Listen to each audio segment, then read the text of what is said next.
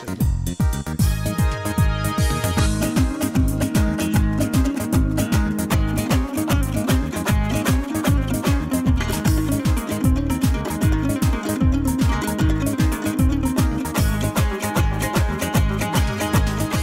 раунд сіздерге қаршы Асылбек қызы Мехризада Кадамжай районунан сіздерге қаршы суроо берет. Асылбек қызы Мехризадан суроосын окуйт. Пайгамбарыбыз дооруна барабыз.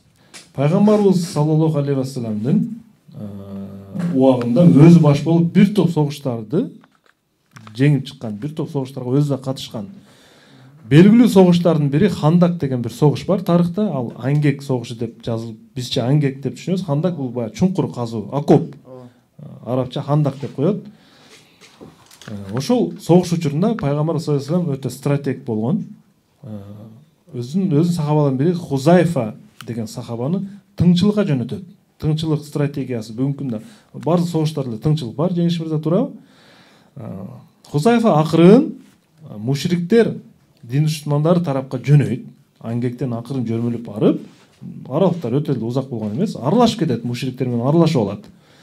Ошол учурда Курайш уруусунун башчысы Абу Суфян Курайштарды чогултуп кеңешүүгө чакырып калат согуш жөнүндө.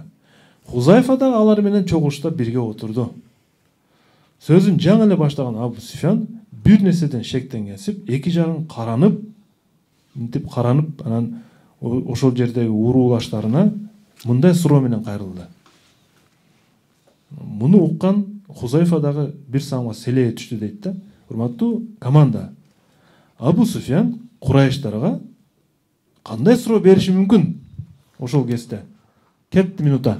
Намазга жыгылган мусулмандар намазга жыгылганда аркасынан келет да. Жок, намаз убагыдагы болушу мүмкүнбү деген болуп атат да. Анан ошого жок.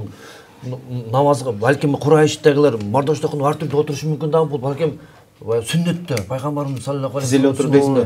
Тизеле отурган, мандаш кылып отурган эмес. Тизеле отурган болушу. Себеби сүннөт отурган да. Кадам жайда жана ар кандай болгон аттахият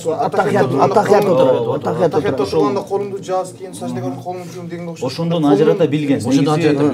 Негизи ушул жоопту биз кабыл алсак болот экен.